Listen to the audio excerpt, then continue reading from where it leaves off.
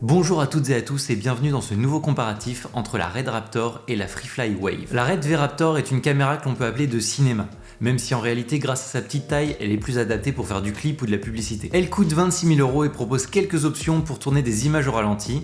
D'ailleurs sur la chaîne vous pouvez trouver une vidéo où on testait ces options pour la première fois. Quant à elle, la Freefly Wave est une caméra dédiée pour faire des images au ralenti. Elle coûte 12 000 € et a déçu pas mal de personnes à sa sortie à cause de certaines lacunes, donc aujourd'hui on va essayer de voir si les critiques sont justifiées ou pas. En 4K, les caméras enregistrent respectivement 240 et 420 images par seconde, et en 2K, elles font 480 et 1440 images par seconde. Et si on pousse les caméras à leur maximum, Red peut monter à 1000 images par seconde dans une 4K très allongée, donc assez difficile à utiliser, alors que la Wave peut monter à 9259 images par seconde dans une qualité vraiment médiocre, mais qui peut être utilisée pour de la recherche scientifique par exemple. Bon alors c'est très bien tout ça, hein, mais j'ai pas de Wave et c'est assez difficile d'en trouver une en location.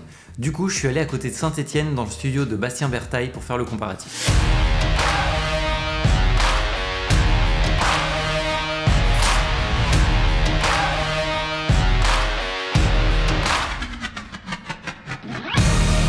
Là, faut qu'on fasse la lumière, sachant qu'on n'est pas très habitué à faire de la lumière pour des hautes vitesses comme ça avec du gros ralenti, donc c'est un peu la découverte. Donc voilà, on bidouille. Enfin, surtout Erwan, moi je regarde et je dis oui, non, t'inquiète pas.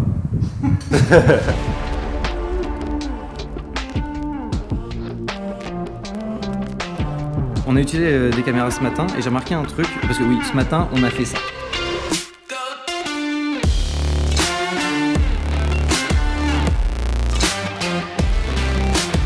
C'était chouette, hein. Et du coup ce matin moi j'ai utilisé la Wave et je trouve que déjà le retour image il est flou. Ouais, c'est compliqué. Du coup, la mise au point est super dure à faire sur cette cam là. Enfin moi je sais que j'ai vraiment galéré. Ouais, c'est un peu du jugé et le picking est pas forcément fiable. Premier truc moi que j'ai remarqué au niveau des pots, genre ça il y a une différence énorme quoi. Sur celle-là ça tire vers le magenta, ouais, une espèce de magenta rose qui est assez dégueu. Alors que là, c'est plutôt joli. Autre gros défaut de la Wave, la plage de dynamique qui est très faible. Toutes les basses lumières et les médiums, elles sont nickel. Et dès qu'on arrive dans les hautes lumières, d'un coup ça clip. C'est-à-dire que vraiment d'un coup ça va s'arrêter. Et il n'y a pas de douceur en fait. Ouais, c'est ça. Et du coup, coucher de soleil, c'est une galère. Nous, on a filmé du feu ce matin, c'était une galère. Et le moindre petit changement d'un coup, en fait, ça... Ouais. C'est-à-dire que j'exposais bien sur une flamme, d'un coup il y a une flamme un tout petit peu plus grosse, ça devenait complètement jaune, ouais, c'était assez bizarre. On va se mettre tous les deux en 4K. Et au maximum de FPS qu'on peut faire, ouais. Je suis à 417 FPS. Moi je suis à 240, okay. Donc j'ai à peu près 2 fois moins. Ok, t'es prêt? Moi ça rec. Ça rec aussi. Ouais, t'es pas mal ça. Ouais, bien. L'avantage de la Wave c'est qu'il y a un signal sonore quand elle commence à ouais, tu mets rec, il y avait... Alors là, je pense que là, on va perdre l'effet slow-mo sur la mienne. Oui. Ouais, toi, on garde l'effet slow-mo, c'est un tout petit peu moins lent, mais le ralenti est vraiment là. Là où moi, vraiment, là, on commence à passer en mode un peu cheap. Là. Ouais. En tous les deux en 2K, au maximum d'images possible. T'as combien d'images secondes là? 480. Moi, je suis à 1646. On descend. Bon bah là c'est du vrai ralenti. Parce que moi, c'est ralenti. Mais je pense que ça va pas faire le même effet. Oui, c'est du...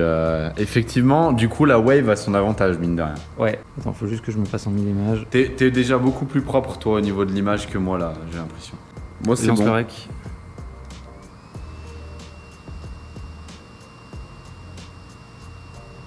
Ah ouais, là on commence vraiment à avoir l'effet slow motion. Et tu restes en 4K du coup? Ouais, 4K. Ouais, là c'est vraiment très beau là. Bon, en termes de créativité, c'est un peu dur à intégrer. Mais... Tu peux faire, tu sais, souvent dans les pubs, t'as des...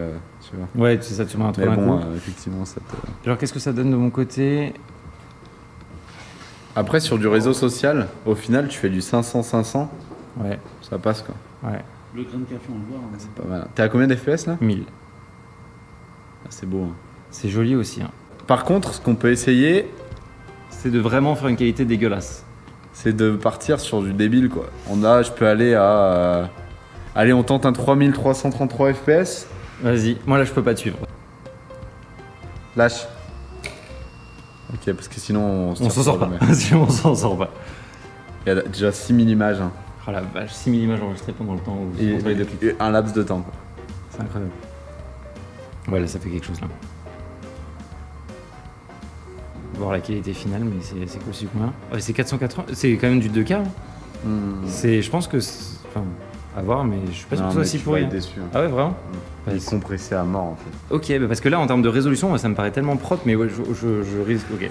Caméra à 46 degrés, quand même. La moyenne est à 59 degrés.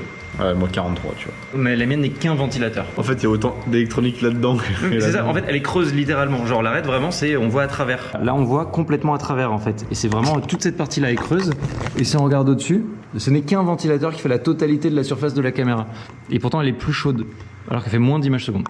Ça y est, je suis rentré chez moi et j'ai pu bien analyser les images des deux caméras. On va tout de suite commencer par ce qui était le plus critiqué sur cette caméra, la mauvaise plage dynamique. Et bien honnêtement, c'est moins pire que prévu. Alors oui, si vous êtes en extérieur sans lumière, ça sera souvent compliqué car les hautes lumières crament d'un coup. Donc il faudra vraiment faire très attention. Mais les tests qu'on a fait en studio se sont vraiment très bien passés. Et si votre lumière est bien faite, il y a moyen de faire de très belles images. Regardez ce comparatif. À gauche, on est dans les limites de la Wave. Le feu est cramé et le fond est sous-exposé. À droite, j'ai imité le rendu de la Wave avec la Raptor. Mais en réalité, regardez la marge de dynamique dans les basses lumières que j'ai. Et si vous regardez bien, il n'y a aucun grain qui apparaît. Pour continuer là où la RED est très forte, c'est sur le rendu des pots. On l'a déjà évoqué sur le tournage, mais là, devant l'ordinateur, il n'y a aucune comparaison possible. La Raptor sort des pots avec une grande douceur, là où la Wave est très contrastée et a tendance à tirer sur le magenta. Là où la Wave veut reprendre l'avance, c'est sur la netteté de l'image. Parce qu'à un nombre d'images par seconde identique, elle a une bien meilleure définition. Du coup, ça a une tendance à faire ressortir des aberrations assez désagréables. Par contre, un problème qu'a la Wave et que je n'avais pas vu sur les tournages,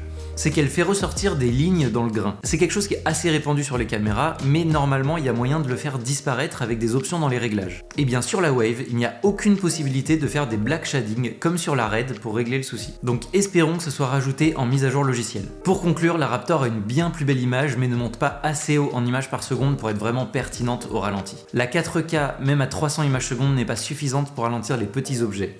Le rendu commence à être intéressant en 2K, mais au détriment de la qualité d'image. Et le 1000 images secondes a un format tellement particulier qu'il est difficilement utilisable. Pour la Wave, malgré les compromis, la 4K bien éclairée et bien étalonnée permet sans souci d'être intégrée à une prod classique. Et en 2K, on peut vraiment aller très loin dans le nombre d'images par seconde avec un rendu totalement utilisable pour les réseaux sociaux. Pour autant, je n'achèterai pas la Wave parce que l'apport par rapport à la Raptor n'est pas suffisant.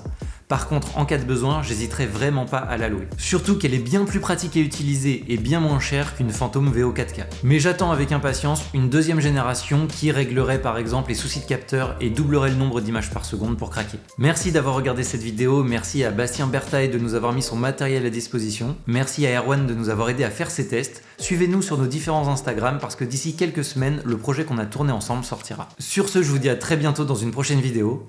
Allez, salut!